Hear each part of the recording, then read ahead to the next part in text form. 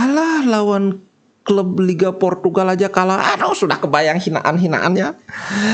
Level winnernya Itali tidak pernah degradasi. Inter Milan kebanggaanku.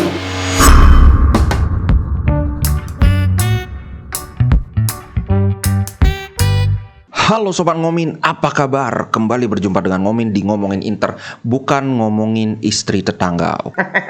Tentunya kita sudah sama-sama tahu besok pagi kita akan menghadapi Porto yang dilatih oleh Sergio Conceição. Ini tipikal pelatih muda dengan pendekatan yang modern. Tapi nanti soal gimana teknis pertandingan aku bahas nanti. Sekarang kita bahas update dulu sebelum bahas yang itu. Nah, yang pertama soal kawan-kawan pasti sudah tahu belakangan ini makin banyak berita miring soal Inter dari yang terutama yang paling sekarang sering kena itu adalah Brozovic nih. Sekitar berapa ya? 5 hari belakangan ini diberitakan Brozovic sekarang sudah tidak menjadi pilihan utama, yang wajar aja namanya orang baru sembuh kan. Kemudian katanya ada gosip, tapi ini jelas benar-benar gosip, tidak ada juntrungannya. Katanya Brozovic mulai ada ketegangan dengan Hakan karena Brozovic merasa tersingkir. Tapi aku sudah cari-cari di media utama nggak ada, jadi jelas ini memang benar-benar fitonah ini.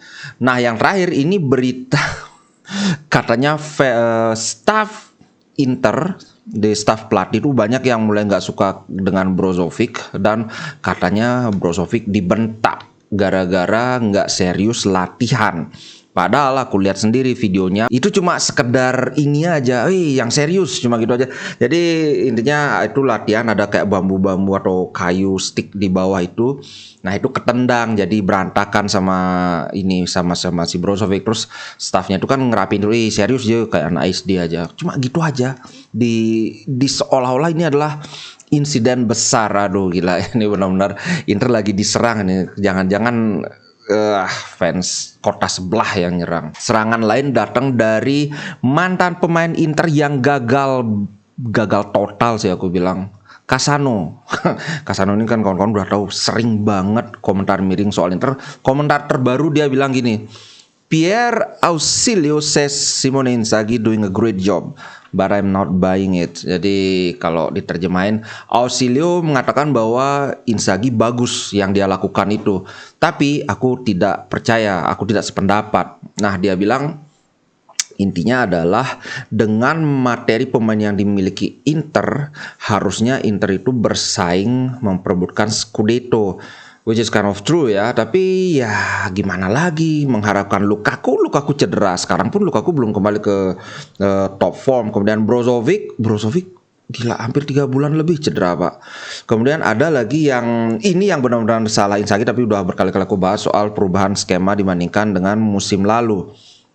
Nah, ini sih menurutku kritikan yang nggak pada tempatnya, ingat nggak tempo hari dia bilang kalau Inter bisa juara Liga Champion barulah Inzaghi aman jobnya. Sedangkan kalau kita lihat, oke, dengan tidak mengurangi rasa bangga sebagai fans Inter ya, ada Real Madrid, ada Manchester City, ada PSG. Dengan mengatakan bahwa cuma dengan jadi juara Liga Champion Inzaghi bisa mengamankan jobnya, kayaknya ini terlalu mengada-ada ya, kayak apa ya, entah dia terlalu sombong atau halu atau gimana, karena dia selalu bilang bahwa dia pendukung Inter tapi dari omongnya nggak kayak pendukung kayak gini. Tapi ada juga harus diakui ya, ada kritikan dia yang cukup beralasan. Yang pertama adalah lawan Udinese. Dia bilang gini, pertandingan Inter lawan Udinese itu tidak meyakinkan. Kalau saja si Sukses itu adalah striker yang lebih klinis, Sukses itu bukan sukses, maksudnya nama strikernya si Sukses, mungkin Inter sudah kebobolan lebih banyak. Ada benarnya, tapi menurutku ya cuma 70% benar aja. Kemarin kan aku sempat bilang juga pada saat live reaction, si Sukses yang baru masuk itu memang beberapa kali bisa mengacak-acak pertahanan Inter. Ya kalau bilang seandainya saja Sukses lebih klinis mungkin sudah mencetak gol. Sama aja ngomong seandainya yang main kemarin itu bukan Sukses tapi Lewandowski, mungkin dia bisa nyetak gol. Ya bener, Kalau di stretch lebih jauh lagi, seandainya saja yang kemarin lawan Udinese itu bukan Inter tapi Milan, mungkin Udinese menang. Atau sekalian aja seandainya kemarin yang lawan Udinese itu bukan Inter tapi Spezia, mungkin Udinese menang. Jadi ya gimana? Intinya adalah Inter sudah menang gitu loh. Ngapain lagi diobat-abit yang ini kayaknya musuh dalam selimut dah ini. Yang aku heran kenapa Vieri sebagai legenda Inter lah ya, dia 5 musim main di Inter, ngapain yang gini-gini terus-terusan diundang. Ih, gila. Nah, ini juga secara tidak langsung ditanggapi oleh Inzaghi. Dia bilang ini, positive feeling about how Romelu Lukaku's doing, don't give much weight to ad hoc criticism. Positif, perasaan saya positif tentang bagaimana Lukaku bermain, tidak terlalu memikirkan tentang ad hoc criticism, itu maksudnya kritik yang menyerang personal. Dia bilang ini, bagiku kritik itu ada 2. Satu, kritik yang konstruktif, ini bagus untuk kita bisa improve. Tapi yang kedua adalah semata-mata serangan terhadap pribadi, yang ini aku nggak pikirin. Kalau aku sih ngeliat ini ya buat membalas omongnya si Cassano itu, karena ya Cassano ini kan gagal total. Di Madrid juga gagal, di Inter juga gagal. Oke, sekarang kita bahas soal Inzaghi. Kok Inzaghi? Inter lawan Porto. Nah, kemarin sudah sempat aku bahas sedikit pada saat live. Porto ini adalah tim yang bermain dengan gaya yang unik. Salah satu keunikan Porto adalah dia bisa mengubah formasinya dari 4-4-2 menjadi 4-3-3, bolak-balik seperti itu, entah dalam bertahan ataupun menyerang. Ini tidak banyak klub yang bermain seperti ini karena tidak umum. Biasanya kalau 4-4-2 dalam menyerang itu biasanya paling jadi 4-2-4 dengan dua sayap itu naik semua, naik dua-duanya naik. Kemudian yang 2 striker itu lebih cut inside, lebih stay di kotak penalti, atau bahkan mungkin 1 striker itu turun menjadi jembatan, menjadi semacam second striker itu. Tapi ketika 4-4-2 menjadi 4-3-3 ini sangat unik sih, karena 4-3-3 jelas adalah sebuah formasi yang sangat mengandalkan kecepatan sayap, dan sayap-sayap Porto itu kencang-kencang Pak larinya. Sedangkan 4-4-2 biasanya, apalagi yang bentuk 4-4-2 yang diamond itu adalah skema formasi yang mengandalkan serangan dari tengah, dari lapangan tengah. Skema 4-4-2 yang dari lapangan tengah itu biasanya possession dia mainnya, kayak Inzaghi ball musim lalu. Nah, ini sangat bertolak belakang, makanya aku tertarik banget karena aku belum pernah lihat Porto ini main kayak gimana. Besok pagi kita akan lihat. Di sisi lain ada keuntungan buat Inter karena 6 pemain Porto itu cedera, walaupun tidak semuanya pemain ini ya. Tidak semuanya pemain inti, itu ada Evan Nilsson, Fabio Cardoso, Gabriel Veron, dan Francisco Meixedo. Loh, ini bukan 6, ini 4, sorry Pak. Matematikaku gawat ini. Dan Evan Nilsson ini salah satu pemain inti. Fabio Cardoso juga kalau nggak salah. Di sisi lain Inter Milan cuma 1 yang cedera, si Opa Korea aja. Tapi itu juga nggak terlalu masalah karena Korea ini sudah nggak usah dihitung. Kalau dari segi formasi jelas Inter masih 3-5-2. Cuma yang mengkhawatirkan adalah tadi aku sempat sebut bahwa Porto ini mengandalkan serangan sayap yang cepat ketika mereka transisi menjadi 4-3-3. Nah, yang berbahaya adalah sudah beberapa pertandingan, sebenarnya bukan beberapa pertandingan, dari musim lalu, salah satu kelemahan sayap kita adalah Di Marco dan Dumfries, dua-duanya lemah dalam hal pertahanan dari sayap. Terutama Dumfries, karena Dumfries sering jarang turun.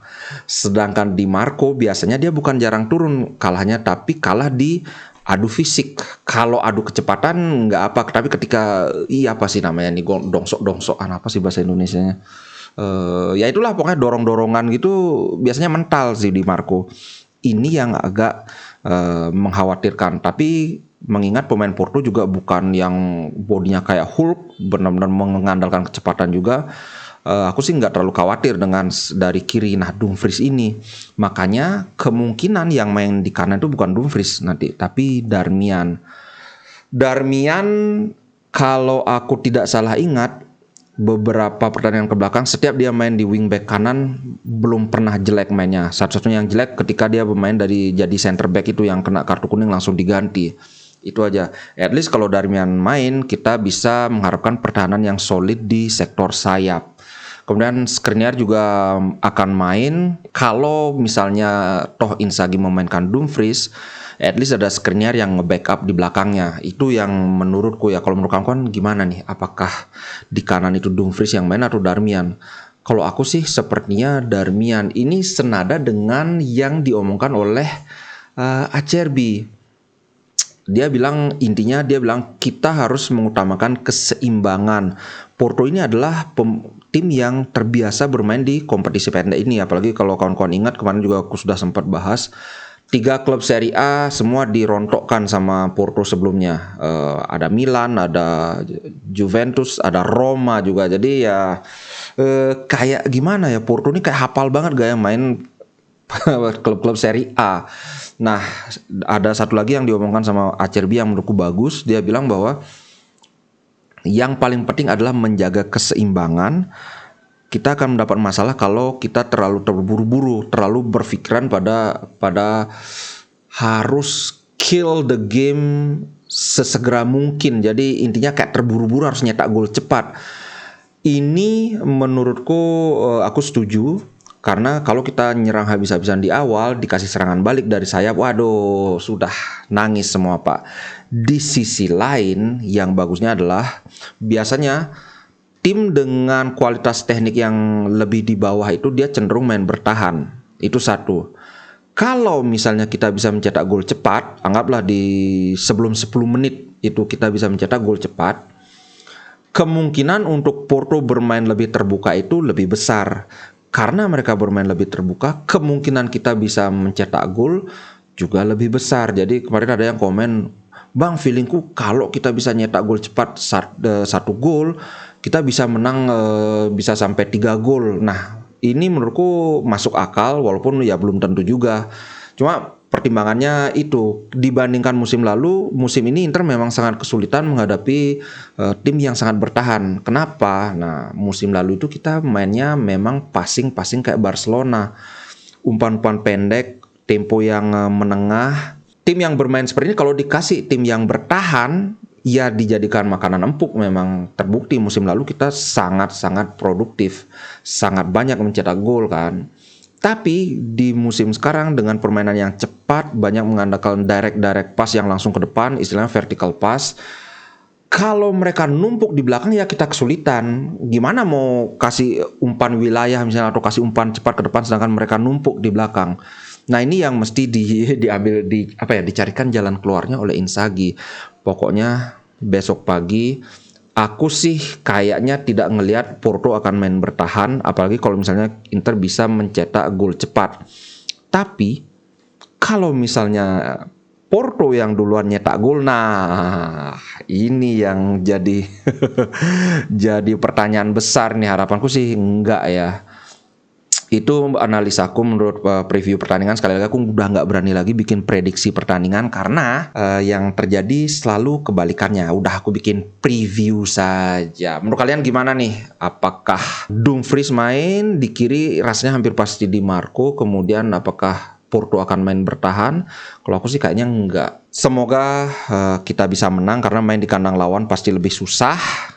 Dan apalagi kalau kita sampai kalah pertandingan pertama, kemudian pertandingan kedua main di kandang lawan, aduh tambah susah masa. Apalagi belum lagi fans kakak tiri nih, mereka menang lawan Hotspur, terus kalau kita kalah, alah lawan klub Liga Portugal aja kalah, aduh sudah kebayang hinaan-hinaannya.